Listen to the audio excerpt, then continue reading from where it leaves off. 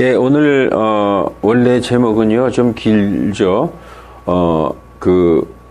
근본주의 독립침례교회라는 것이 원래 제목입니다. 근본주의 독립침례교회. 우리 그 교회가 지금 이 믿음침례교회가 여러분들이 정말 신앙의 그 오랜 여정을 방황하다가 정말 먼 데서 우리가 함께 모였습니다. 좀 가까운 데 계신 분은 없는데 이 신앙의 여정 가운데서 이 교회에 나와서 정말 우리가 가는 이 길, 우리가 믿는 이 신앙, 지금 우리가 하고 있는 이 교회가 정말 옳은 길인가, 이것을 우리 마음속에 강한 확신, 불변의 확신이 없으면은 우리의 가는 길에 항상 흔들흔들 할 수밖에 없어요. 이 킹제임스 성경을 믿고 가르치고 그 성경이 말씀하신 대로 따라가는 그 교회를 근본주의 독립침례교회라고 합니다. 이제 그거를 이제 Independent Fundamental Baptist Church라고 이제 얘기를 합니다. 그래서 이 침례교회는 침례교회인데 우리 교회가 침례교회잖아요. 그런데 도대체 다른 침례교회하고 우리가 뭐가 다른가? 침례교회 많이 있어요. 그리고 때로는 사람들이 물어보죠. 침례교회 어느 교단이세요? 그러면 우리가 이제 대답하기가 막연하죠.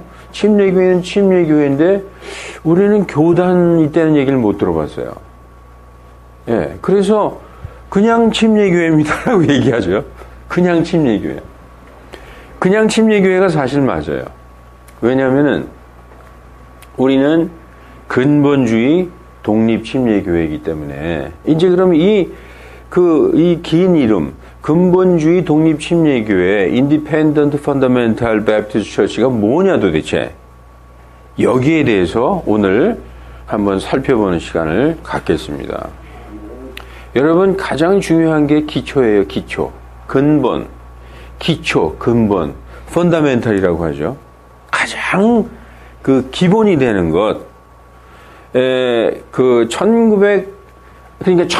18세기하고 19세기에 기독교에 심각한 타격이 이제 있게 됐습니다. 18세기에 계몽주의와 19세기에 찰스 다윈의 진화론으로 말미암아 이 성경이 과학적인 어떤 그런 데로부터 공격을 많이 받게 되죠. 그래서 이제, 독일에서 이제 합리주의, 그리고 무슨, 실존주의 철학, 이런 것들이, 성경 사조에까지 들어오면서 자유주의 신학이라는 것이 이제 들어오게 된 겁니다. 그게 리버럴리즘인데, 그래서 사람들이, 성경은 정말 순수한 하나님의 말씀이고 성경은 오류가 없다, 이러한 믿음에서 떠나기 시작했어요. 성경은 사람이 쓴 거다. 그 성경 중에서 하나님의 말씀도 들어있다. 이런 식으로 그 이전에 18세기 이전에는 성경 완전 무한 하나님의 말씀이다, 이렇게 믿었었어요. 그런데 그러한 신학사조들이 뭐 자유주의, 현대주의 이런 것이 들어오면서, 신정통주의 이런 것이 들어오면서 그 성경을 부정하는 그런 일들이 많이 생기고 사람들이 믿음을 잃는 일이 많이 생겼습니다. 그러다 보니까 1895년에 우리가 이 기독교 이거 이래서는 안 되겠다.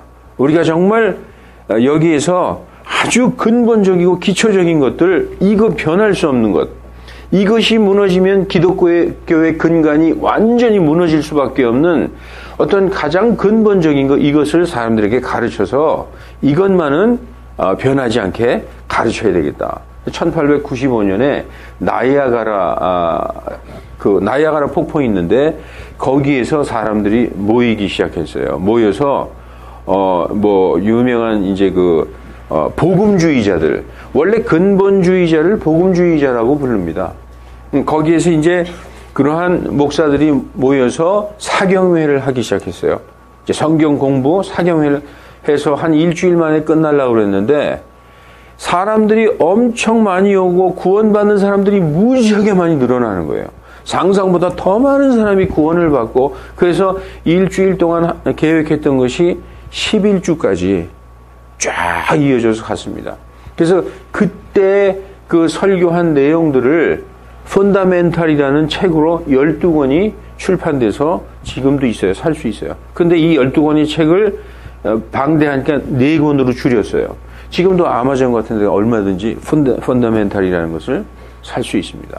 그래서 기독교의 이 근본적인 신앙, 가장 기초, 오늘 시편 11편 3절에 기초들이 무너지면 의로운 자들이 무엇을 할 수 있으리요? 우리가 아무것도 할 수 없다는 거죠. 이 기초가 무너지면. 그러면 이 근본주의를 이루고 있는 그 1895년에 나이아가라에서 모여서 그 근본주의에 대해서 설파하고 가르쳤는데 그 내용이 무엇이냐? 그것을 우리가 한번, 자, 근본주의 독립침례교회. 근데 이제 근본주의가 뭔가 여기서부터 우리가 한번 살펴보기로 하겠습니다.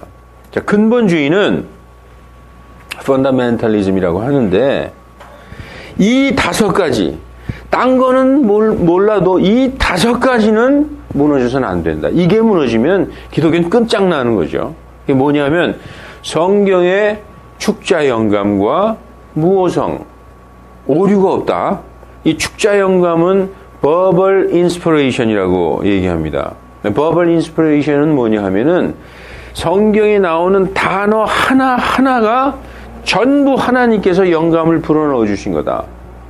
이 그 축자 영감하고 또 하나는 개념 영감이라는 게 있어요.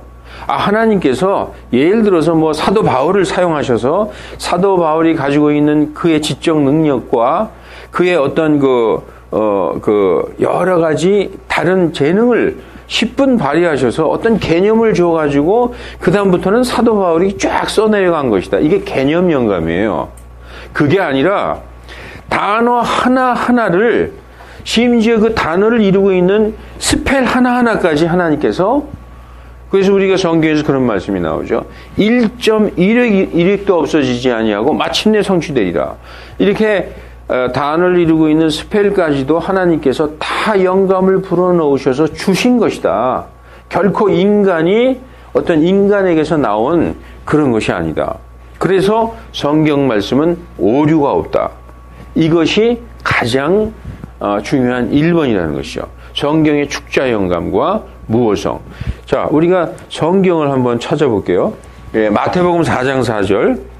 마태복음 4장 4절. 성경 가지고 있는 분은 찾아보시기 바랍니다. 마태복음 4장 4절에 우리가 유명한 말씀이 있어요.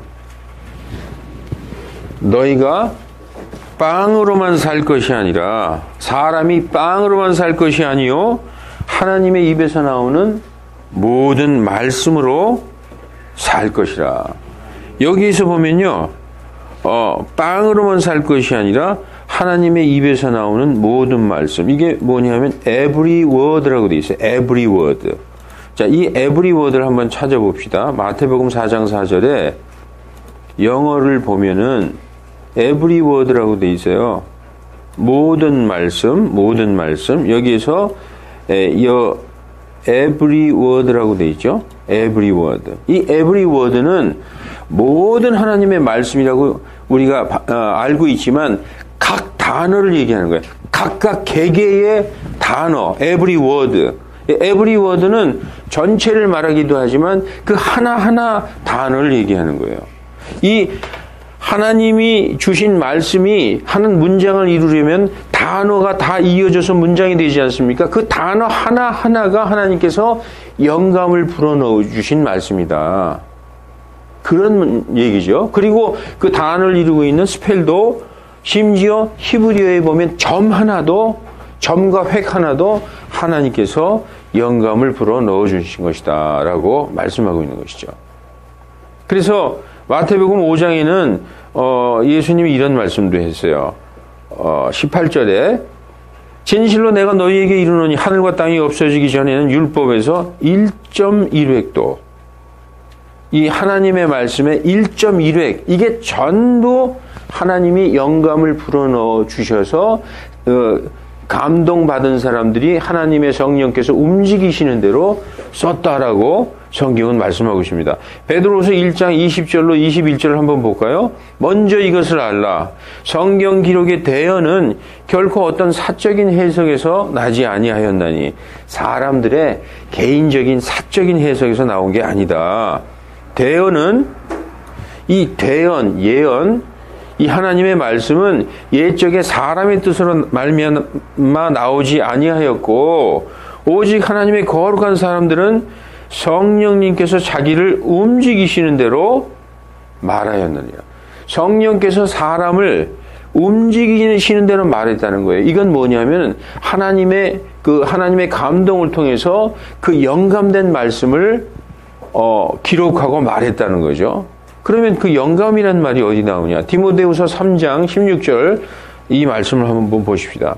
모든 성경 기록, all scripture, 모든 성경 기록은 하나님의 영감으로 주신 것이다. Given by inspiration of God. 하나님의 영감에 의해서 주어진 것이다 라고 성경은 분명히 말씀하고 있어요. 그래서 교리와 책망과 바로잡음과 의로 교육하기에 유익하다라고 말씀하고 있는 것입니다. 그래서 이것이 무너지고 성경은 이제 그 실존주의 그 철학이 들어오면서 그것이 성경의 신학까지 그 침투에 들어오면서 어떠한 신학사조가 등장했냐면 신정통주의가 등장했어요. 뉴 오토독스가라는 그게 등장해서 이 성경의 모든 말씀은 하나님의 말씀이 아니라 내가 읽고 딱 내가 감동받아서 정말 은혜 받아서 역사하시는 바로 그 말씀이 하나님의 말씀이다. 이렇게 얘기하기 시작했다는 거죠. 그런데 우리는 성경에 기록된 창세기 1장 1절부터 요한계시록 22장 21절까지의 모든 말씀을 하나님이 영감으로 주신 말씀이다. 이렇게 믿는 것이 바로 아까 말씀드렸던 그 verbal inspiration, 축자 영감. 이것을 다른 말로 하면 총체적 영감이라고 그래요. 총체적 영감. 그래서 처음부터 끝까지 이 성경 말씀은 하나님의 영감으로 주어진 것이다. 이렇게 성경은 말씀하고 있습니다. 이게 무너지면은 기독교는 사실상 무너지게 돼 있다. 지금 현재 그런 얘기 많이 하죠. 신신학, 어떤 현대주의 신학, 자유주의 신학은 전부 성경의 완전성과 축자 영감과 무엇성을 다 부정합니다. 두 번째, 근본주의에서 가장 중요한 두 번째, 예수 그리스도의 신성. 예수 그리스도는 완전한 하나님이시고 완전한 사람이시다. 사람의 죄는 사람만이 대속할 수 있어요. 사람의 죄를 짐승이 대속할 수 있다. 구약에는 짐승의 피로 사람의 죄를 덮었다 이거예요. 죄를 제거하는 것이 불가능했다라는 거죠. 성경에 그렇게 나와 있어요. 그 짐승의 피로는 죄를 제거하는 것이 불가능하니 9장 어디인가 있는데 제가 한번 찾아볼게요. 이게 죄를 제거하는 것이 불가능하다. 이게 10장이 있나?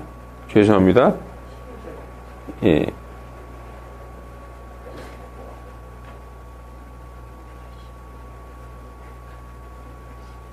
여기 나오죠? 10장 4절. 황소와 염소의 피는 죄들을 제거하는 것, 이 없애버리는 것, 죄를 제거하는 것은 불가능해요. 이건 누구만이 가능하느냐? 바로 완전한 하나님이시며 완전한 사람이신 예수 그리스도만 가능하죠. 요한복음의 1장 29절에 보면 예수님을 뭐라고 말씀하시느냐 하면은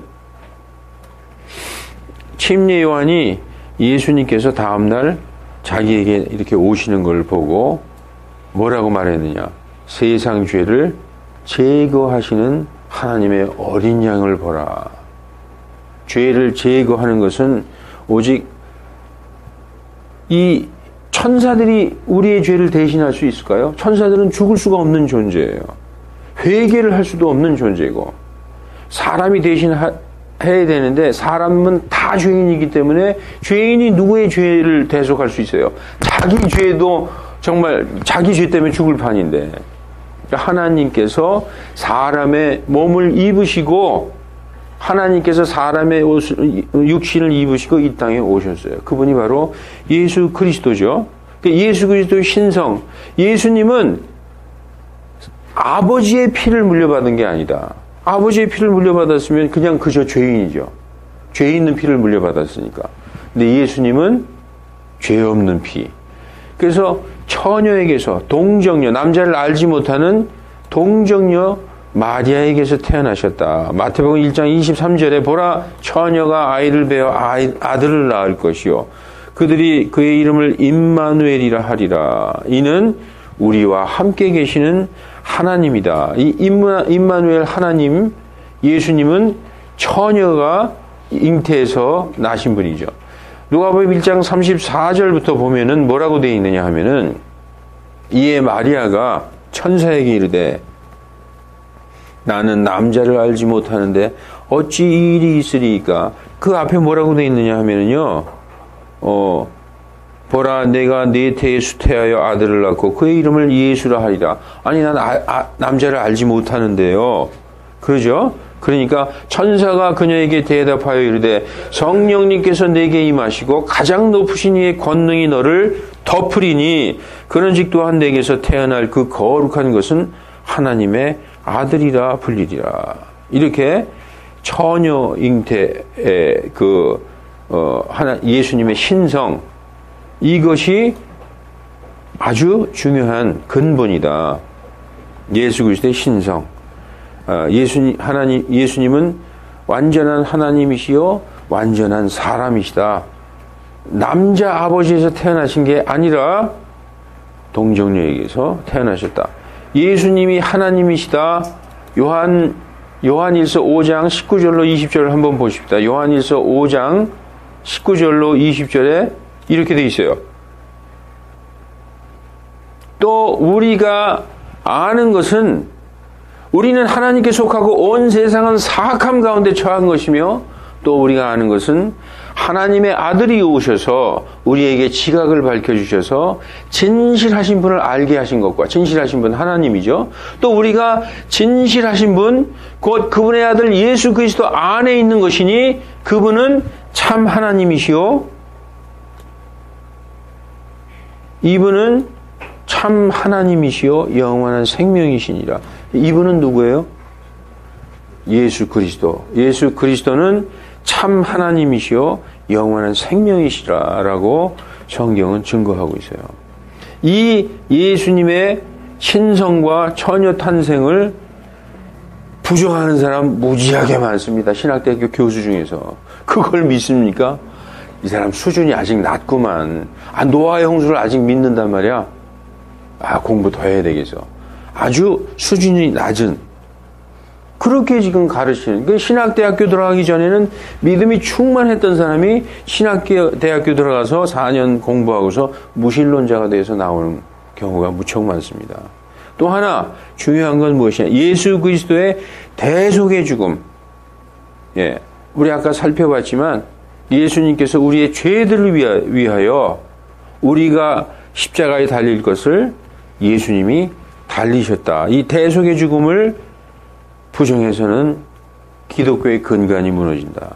또 예수 그리스도의 육체의 부활, 이거를 부정한다. 그러면 이 기독교는 무너지는 것입니다. 예수 그리스도의 부활. 우리가 고린도전서 15장을 한번 보시면은 이런 말씀이세요. 고린도전서 15장에 17절, 14절부터 한번 보면은, 또 그리스도께서 일어나지 아니하셨다면은 우리가 선포하는 것 다 헛것이다. 너희의 믿음도 다 헛것이다. 너희가 여전히 죄들 가운데 있을 것이요 그리스도 안에서 잠자는 자들도 멸망하였을 것이다. 그래서 이 그리스도 예수님의 이 부활, 육체의 부활을 부정한다? 그러면은 그거는 우리가 믿는 이 기독교는 무너져 버리는 것이죠. 그리고 다섯 번째, 예수 그리스도의 임박한 재림. 예수님이 우리를 데리러 오신다. 그걸 믿지 않고 그냥 나는 이 땅에서 여기가 천국이다. 이렇게 믿고 있으면은 그거는 믿음이 아니라는 거죠. 우리가 히브리서 9장 28절을 보면 이런 말씀이 나와요. 이와 같이 그리스도께서도 많은 사람의 죄들을 담당하시려고 단 한 번 드려지셨으며 초림하셨을 때 예수님이 처음에 오셔서 죄 때문에 십자가에 돌아가셨죠. 그리고 또 자신을 기다리는 자들에게 이번에는 죄를 제거하시려고 오는 게 아니에요. 이번에는 죄와는 상관없이 두 번째 나타나사 재림하셔서 구원에 이르게 하시리라. 우리 구원 받았는데 무슨 구원일까요? 우리 몸의 구원을 얘기하는 거예요. 몸의 구원. 우리가 지금 구원받은 것은 우리 혼의 구원이죠. 우리가 혼을 구원받았어요. 베드로전서 1장 9절에 보면 너희 믿음의 결말 곧 너희 혼의 구원을 받았습니다. 이렇게 말씀하고 있어요. 베드로전서 1장 9절에 이렇게 말씀하시죠. 이는 너희가 너희의 믿음의 결말 너희 혼의 구원을 받았기 때문이라. 그래서 우리 속사람은 구원을 받았어요.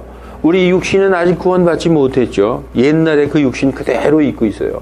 그런데 이 육신을 예수님이 다시 오실 때에 예수님이 입으신 그런 영광스러운 몸으로 우리 몸의 구원을, 그게 바로 휴거죠. 그게 바로 휴거입니다.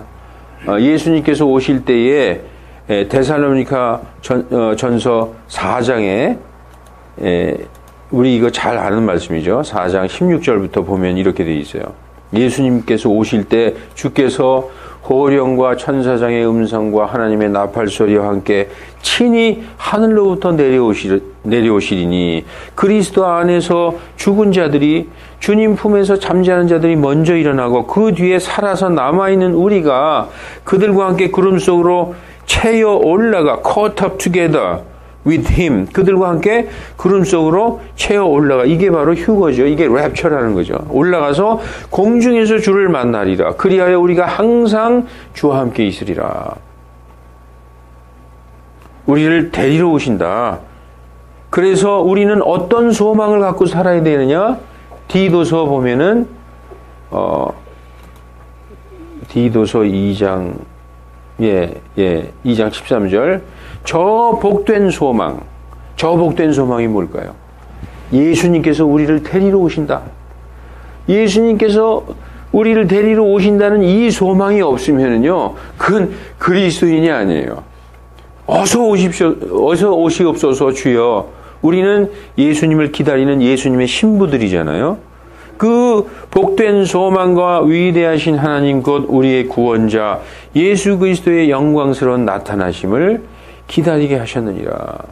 그래서 근본주의가 도대체 뭐냐? 우리는 그래요. 우리요 근본주의 신앙입니다. 이거 우리는 결코 무너질 수 없는 이 기초 위에 서 있습니다. 이게 바로 펀더멘탈, 이 근본주의라는 것이죠.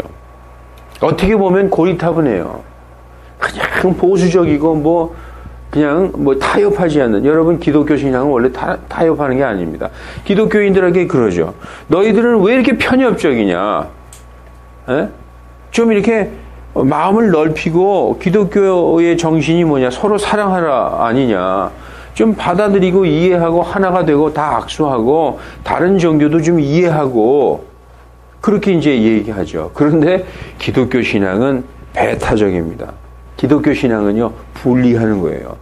분리하는 게 뭐냐? 거룩하게. 하나님은 우리를 이 세상으로부터 딱 떼어내서 거룩하게 딱 분리시켜 놓으셨어요. 이게 바로 교회 에클레시아라는 것입니다. 하나님은 악하고 그 악하고 더러운 현 세상을 예표하는 그 이집트 땅에서 자기의 백성을 모세를 통해서 불러내서 광야에 딱 불러내서 띄워놓으셨어요. 이거를 사도행전에서 광야에 있던 교회라고 말하고 있습니다. 이 근본주의 신앙, 이것이 무너지면은 이 킹제임 성경을 왜 붙들고 왜 킹제임 성경을 보고 이것으로 우리가 믿고 이 말씀을 따라 행하느냐. 이 말씀이 바로 살아계신 하나님의 말씀으로서 오류가 없이 순수하게 보존된 말씀이기 때문에 이 말씀을 따라 걷는 것입니다. 자, 그러면 근본주의 독립침례교회라고 그랬는데 왜 독립은 또 뭐냐? 인디펜던트는 뭐냐? 독립운동하냐? 자, 보십시오. 독립침례교회에 5가지 특징이 있어요. 이게 아니면은 독립침례교회가 아니라는 거죠. 우리는 믿음과 실행의 모든 문제들에 있어서 우리의 전적 권위로서 신약 성경만을 받아들입니다. 약간 이상하죠? 그럼 구약 성경은? 이 사람들은 구약은 성경으로 인정하지 않나 보다. 그게 아니에요. 구약과 신약은 동일한 하나님의 말씀이고 뭐가 중요하다가 아닙니다. 그런데 우리가 교리를 실행함으로써 실천하는 것은 신약 성경을 따라야 되는 거예요. 지금 우리가 구약 성경을 따라서 안식일 지키고 저 11조 내고 그러면 안 되잖아요. 그러니까 구약은 우리가 하나님께서 성경 기록을 왜 우리에게 남겨주셨느냐? 우리의 배움이 되기 위해서 우리에게 남겨주신 거죠. 그러니까 구약 성경을 절대로 덮어두거나 이건 무시하면 안 됩니다. 똑같은 하나님의 말씀이에요. 그러나 신약 성도로서 우리는 신약 성경에 있는 이 신약 성도가 믿고 행해야 될 모든 그것을 신약 성경을 따라간다. 그런 말씀이죠. 자, 우리는 교회가 구원받고 침례받은 성도들로 구성되어야 함을 믿습니다. 교회라는 건요, 구원받은 하나님의 그 성도들인데 이 성도들이 침례를 받았다 하는 것은 뭘 얘기하느냐? 하나님, 예수님이 나를 위하여 돌아가신 것, 그것을 내가 믿고 나 또한 예수님과 함께 장사되고 예수님과 함께 부활된 것을 내가 믿습니다 하고 하나님 앞에 선한 양심으로 고백하는 거예요. 나의 신앙을 아버지 하나님 앞과 성도들 앞에서 증거하는 거죠. 그래서 침례는 무엇이냐? 베드로전서 3장 21절에 이렇게 말씀하고 있습니다. 죄를 씻기 위해서 침례받는 것이 아니라 동일한 모형, 곧 침례가 예수 그리스도의 부활의 모형이라는 거예요. 동일한 모형이라는 거죠. 예수 그리스도의 십자가에 돌아가심과 그리고 부활의 모형이 뭐냐? 바로 침례라는 거예요. 침례 받을 때 물속으로 잠겼죠. 예수님과 함께 십자가에서 내가 죽었다. 그분과 함께 장사됐다. 그리고 물속에서 나올 때 그분의 부활에 내가 참여해서 그분과 함께 부활했다. 그 모형이라는 거죠. 그래서 이것은 물속에서 뭐 더러운 걸 씻는 그런 것이 아니다. 죄는 오직 피로만 씻을 수 있어요. 죄는 오직 피로만 씻을 수 있어요. 물 같은 것 가지고는 씻을 수가 아주 없네. 한번 보실까요? 죄는 오직 피로만 씻을 수 있다. 레위기 17장 11절에 이는 육체의 생명이 피에 있기 때문이다. 내가 피를 너희에게 주어 제단 위에 뿌려 너희 혼을 위해 속죄하게 하였나니 피가 혼을 위해 속죄하느니라. 피가 우리가 죄를 지으면 어디가 더러워지죠? 죄를 지으면 여기가 더러워지나요? 우리의 혼이 더러워지죠. 우리의 속사람이. 우리의 혼, 속사람을 씻는 것은 바로 피다. 피가 혼을 위해 속죄한다. 신약 성경의 히브리서 9장 22절에는 이렇게 돼 있어요. 피 흘림이 없이는 율법에 따라 거의 모든 것이 피로서 깨끗하게 되나니 피 흘림이 없은즉 죄들의 용서, 사면이 없느니라. 그래서 구약 때는 짐승의 피로 우리의 죄를 덮었어요. 신약에는 예수님께서 오셔서 덮으신 게 아니라 죄 자체를 완전히 제거해 버리시고 우리의 모든 죄를 깨끗하게 씻어주셨다라고 말씀하고 있는 것입니다. 그래서 교회는 구원받고 침례받은 성도들이 교회의 회원이다. 교회 예수 그리스도의 지체다. 우리는 멤버다 이렇게 써 있어요. 멤버. 성경에서는 지체를 멤버라고 써 있어요. 우린 멤버 그러면 좀 어색하죠. 근데 성경은 예수님의 몸의 지체, 예를 들어서 코, 눈, 코, 입, 팔, 다리 이걸 다 멤버라고, 그 몸의 멤버라고 말을 하고 있습니다. 세 번째, 우리는 교회와 정부의 엄격한 분리를 믿습니다. 여러분, 옛날에 우리의 선조들, 우리의 믿음의 사람들이 엄청나게 많이 순교당했는데 국가교회 아래서 로마 카톨릭이라는 건 AD 313년에 이거 기독교인들을 암만 죽여도 죽이면 죽일수록 기독교인이 늘어나니까 안 되겠다. 오히려 기독교를 승인하자. 이 정치적인 목적으로 컨스탄틴 황제가 로마의 종교를 기독교로 국교로 선포했어요. 밀라노 칙령이죠. 이제 우리 로마의 국교는 기독교다.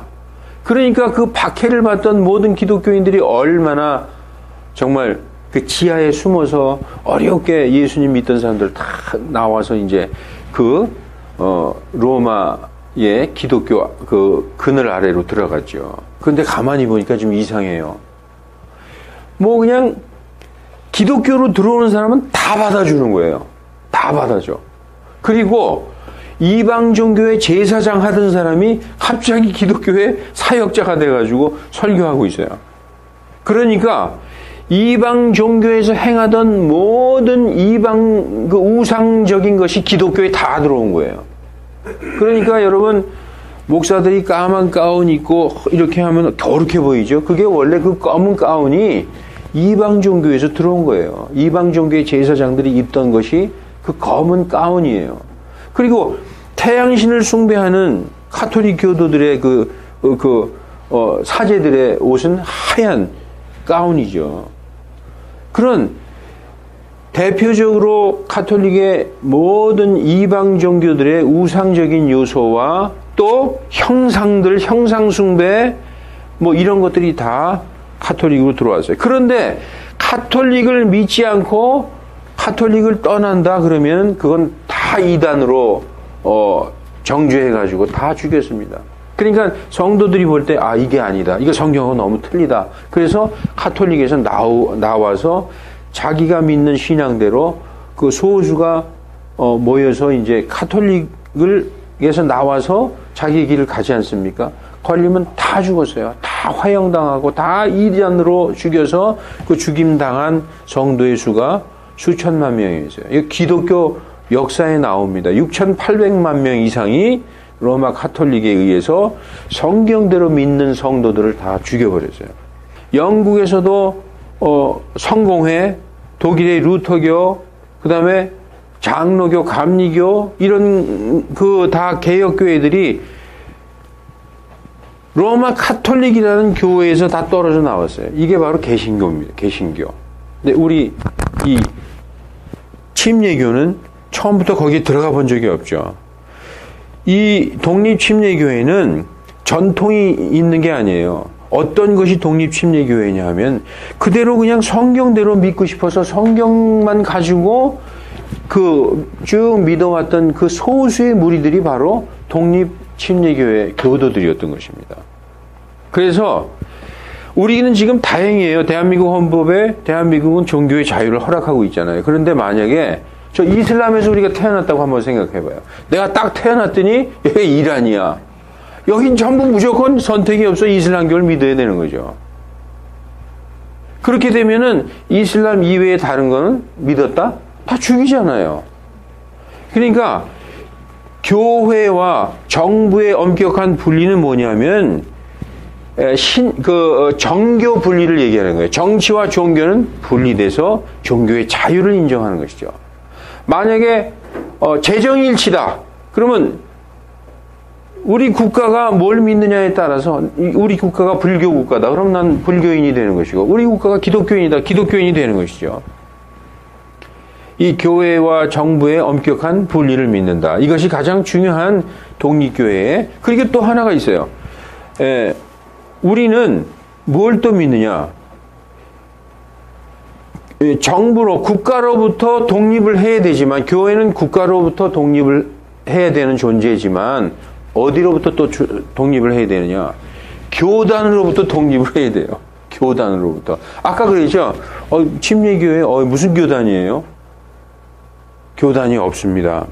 교단이 없다는 것은 세상 사람들이 들을 때는, 야, 그 무슨 교단도 없고, 그 교회 뭐 이상하다 생각할 수 있지만, 우리의 최종 권위는 교단이 아니라 성경만 믿고 따라가는 그 성경이 우리의 최종 권위가 되는 거죠.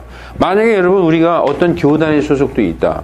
그러면 교단이 정한 그 법에 따라서 성경이 이렇게 써 있더라도 우리 교단에서는 여자 목사 안수를 하기로 했습니다. 해가지고 교단에서 어떤 딱 법을 통과하잖아요. 그러면 성경보다 그 교단의 법이 더 위에 있게 되는 거예요.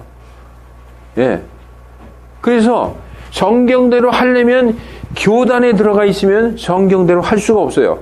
내가 성경대로 하고 싶어도 읽다 보니까 이게 침례가 맞구나. 이제부터 우리가 침례를 줘야 되겠다. 교단에서 침례를 준다? 그 교단에서 제명되는 것이죠. 성경대로 하고 싶어도 그 지역교회, 이 지역교회가 교단이나 총회나 어떤 종교위원회의 조직의 일부분으로 돼 있으면은 성경대로 할 수가 없는 것입니다. 그래서 성경대로 하기 위한 그 성도들이 교단에서 나와서, 다시 말해서 로마 카톨릭이라는 그 큰 교단에서 탈퇴해서 성경대로 하기 시작한 것이죠. 그래서 국가로부터 분리돼야 되고 교단으로부터 분리돼야 성경대로 믿는 사람으로서 살아갈 수가 있는 것입니다. 성경대로. 예. 그리고 네 번째, 우리는 모든 성도의 제사장직을 믿습니다. 우리 이 독립침례교회는요, 구원받은 모든 성도들이 다 제사장이라는 거예요. 만인 제사장. 예, 베드로전서 한번 볼까요? 베드로전서에 뭐라고 써 있느냐?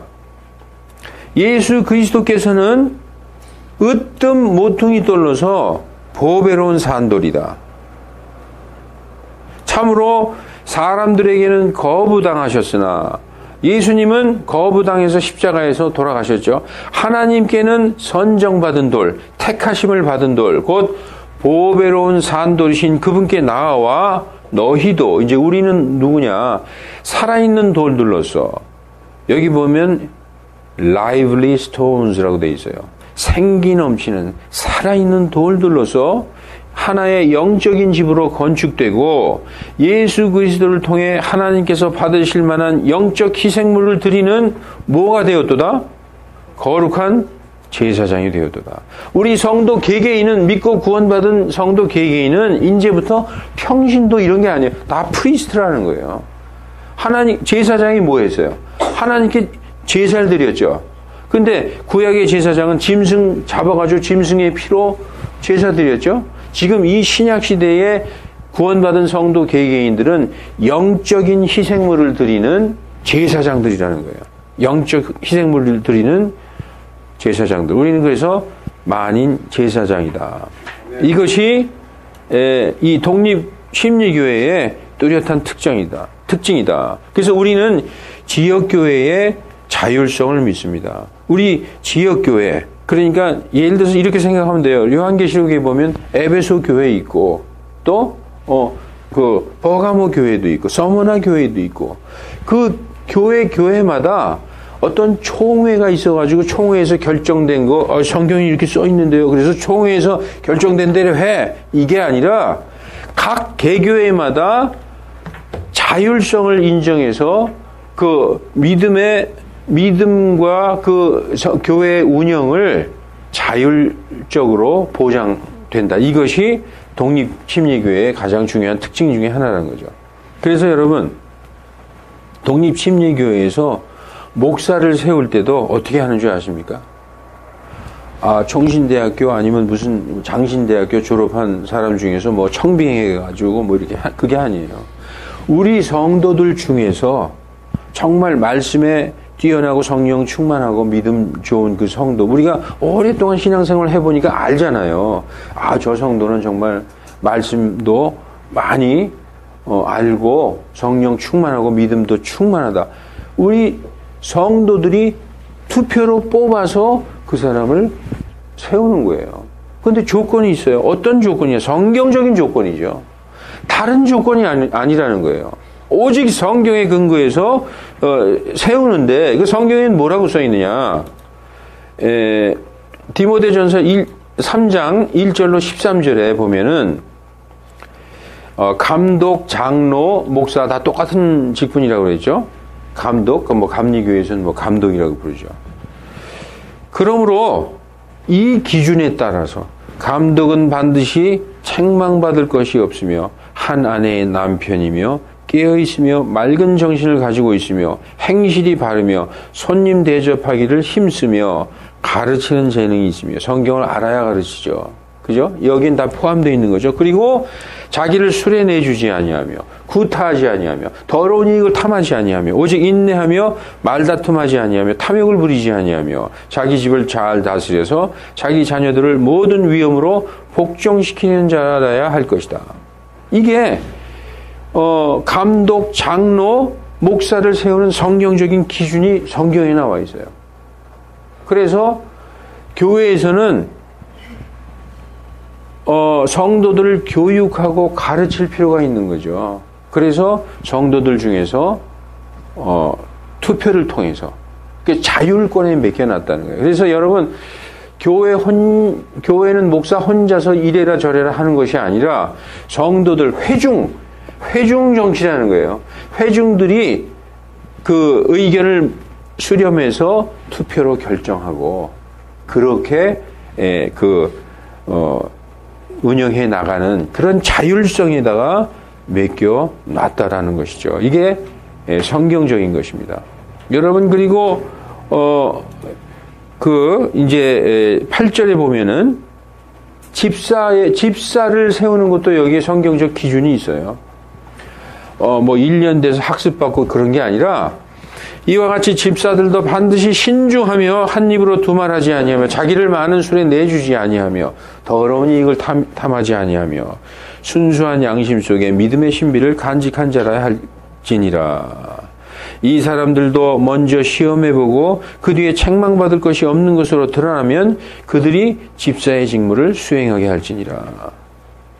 이와 같이 그들의 아내들도 반드시 신중하며 헐뜯는 자가 되지 아니하며 맑은 정신을 가지고 있으며 모든 일에서 신실한 자라야 할지니라. 집사들은 한 아내의 남편이 되어 자기 자녀들과 자기 집을 잘 다스릴지니라. 이렇게 집사의 그 조건들이 나와 있습니다. 여러분, 그래서 킹제임스 성경으로 목회하는 교회의 거의 99.9%는 근본주의 독립침례교회입니다. 이래야 정말 성경대로 가르칠 수 있고, 오직 우리의 믿음과 우리의 실행, 우리가 믿었어요. 오류 없는 하나님의 말씀을 듣고 이것을 믿고 이 말씀대로 실행한다. 이 기준을 오직 성경에 두고 있다는 것입니다. 어떤 교단이나 총회나 뭐 노회나 어떤 그런 조직에 두고 있다는 게 아니죠. 그래서 여러분, 오늘 말씀은 우리 교회는 어떤 교회인가, 이것을 이제 이 시간을 통해서 확실히 아셨으리라 믿습니다. 여러분, 그래서 이 독립침례교회, 근본주의 독립침례교회가 좋은 점도 있지만 나쁜 점도 있어요. 잘못하면은 굉장히 독선적으로 갈 수가 있고, 잘못하면은 방종으로 갈 수가 있어요. 방종. 독선과 방종으로 갈 수 있다는 거죠. 그래서 어떤 것에 치중해야 되느냐. 정말 같은 이런 침례교회, 독립침례교회들과 같은 믿음을 견지하고 있으면은 교제도 나눌 필요도 있고, 정말 거기에서는 어떻게 가르치고 있는가, 이것을 잘 보고 좋은 것은 받아들일 필요도 있습니다. 여러분, 그리고 우리가 회중 정치를 하면서 교회를 이렇게 이끌어 나가지만 이런 말씀들을 기억해 주시기 바랍니다. 잘못하면요, 서로 신뢰하고 서로 겸손하고 하는 것이 다 깨질 수가 있어요. 고린도전서 16장 16절에 보면 이런 말씀이 있습니다. 이런 말씀들을 보고 마치겠습니다. 너희는 그런 사람들과 또 우리와 함께 도우며, 그런 사람들이 누구냐? 이 윗절에 보면은 스데바나의 집이 아가야의 첫 열매인 것과 또 그들이 성도를 섬기는 일을 전념해 온 것을 너희가 아느니라. 성도를 섬기는 것에 전념해 온 것. 우리 교회도 있어요. 교회에 무슨 일마다 다 나서서 다 내 집보다도 더 나서서 이렇게 하시는 분들, 또 성도들을 위해서 음식을 계속 준비하신, 이게 성도 다 섬기는 것입니다. 교회를 섬기고 성도를 섬기는 것이죠. 하나님이 심히 기뻐하시는 것이죠. 너희는 그런 사람들과 또 우리와 함께 도우며 수고하는 모든 사람에게 복종하라, 이렇게 돼 있어요. 복종하라. 그리고 에베소서 5장 21절에 보면은 이런 말씀이 있어요. 하나님을 두려워하는 가운데 서로에게 복종하라. 아내들아, 남편이 아내의 머리된 같이 그리스도께서 교회의 머리가 되시느니라. 그분께서 그 몸의 구원자이시니라. 그래서 남편은 아내의 머리처럼, 머리와 같이 이 그리스도께서는 교회의 머리다. 그런데 뭐라고 써있냐? 너희는 서로 복종하라고 써있어요. 여기 나오죠. 하나님을 두려워하는 가운데 서로 복종하라. 그리고 베드로전서 5장 5절에도 이런 말씀이 있습니다. 너희 젊은 사람들아, 이와 같이 장로에게 복종하고, 여기 이 장로는 목사, 감독, 장로 다 똑같은 얘기죠. 참으로 너희가 다 서로에게 복종하며 장로에게, 목사에게 복종하고, 왜냐? 목사는 말씀을 가르치는 자니까 성경이 그렇게 명령하고 있어요. 그리고 성도들끼리 서로 복종하고 겸손으로 옷 입으라. 하나님께서 겸하는 자는 물리치시고 겸손한 자에게는 은혜를 주시느니라. 이러한 것들이 교회에서 서로에게 정말 존중하고 복종하는 것들이 이루어지지 아니하면 이 독립침례교회는 이거는 아무것도 아니게 되는 것입니다. 그래서 고린도전서 1장에 이런 말씀이 있어요. 하나로 완전히 함께 결합하라. 10절에 형제들아, 이제 내가 우리 주 예수 그리스도의 이름으로 너희에게 간청하노니 너희는 다 같은 것을 말하고 너희 가운데 분쟁이 없이 너희 완전히 다 같은 마음과 같은 판단으로 완전히 함께 결합하라 라는 말씀이죠. 그리고 여러분, 이 말씀을 히브리서 13장 17절에도 이런 말씀이 있습니다. 너희를 다스리는 자들에게 순종하고 복종하라. 이 목사는 목양자라고 되어 있어요. 목양자. 예, 이 말씀 먼저 봅시다. 목양자. 에베소서 4장 11절에 보면은, 목양자, 여기 목사 겸 교사로 주셨으니, 이렇게 되어 있죠. 원래 이제 이렇게도 번역을 합니다. 몇몇은 목양자. 이게 뭐냐면 패스터예요. 지금 말하고 있는 이 패스터, 목사를 목양자로. 이 목사는 뭐 하느냐? 먹이고 키우는 거예요. 양을 먹이기만 하는 게 아니라 그 양을 잘 자라게 돌봐주고 키우는 거죠. 그 양에게 꼴을 줘야 되죠. 이 꼴이 뭡니까? 성경의 건전한 교리, 건전한 말씀. 양이 병들지 않게 때에 따라 그 양식을 주고 그 양을 돌보고 키우는 거죠. 그래서 그 다스리는 자라고 얘기할 수 있어요. 다스리는 자들에게 순종하고 복종하라. 그들은 마치 자기가 회개보고할 자인 것처럼, 너희 혼을 위하여 깨어있나니. 그러니까 우리 성도들의 혼을 마치 자기가 회개보고할 자인 것처럼 깨어있나니 그들이 기쁨으로 그것을 하고 근심으로 그것을 하지 않게 하라. 그것은 너희에게 유익을 주지 못하느니라. 여러분, 주장하고 성경으로 잘못하는 거 있으면은 이 문제 제기하는 거 당연합니다. 그렇게 해야 돼요. 무조건 목사가 가르치고 얘기하는 거 무조건 그것만 옳다고 생각하지 않습니다. 저도 그래요. 모르는 것도 많이 있어요. 하나님의 말씀은 감히 아는 자가 없어요. 따라서 목사가 잘못 전하면 이거는 성경이 이렇게 돼 있습니다. 얼마든지 할 수 있어요. 그러나 이제 어떤 그 도를 넘어서 그 교회가 그냥 완전히 문란하게 될 정도로 그래서는 안 된다는 것이죠. 그것은 오히려 교만한 것이다. 하나님은 교만한 자는 미워하시되 겸손한 자에게는 은혜를 베푸시니라 이렇게 말씀하고 있습니다. 여러분 우리의 정체성 정말 우리가 이 조그만 교회에 나오면서 어디로 가고 있는가 우리 교회는 도대체 무엇인가 이거에 대해서 알지 못한 채 그냥 좋은 교회고 이렇게 해서는 안 되는 거죠.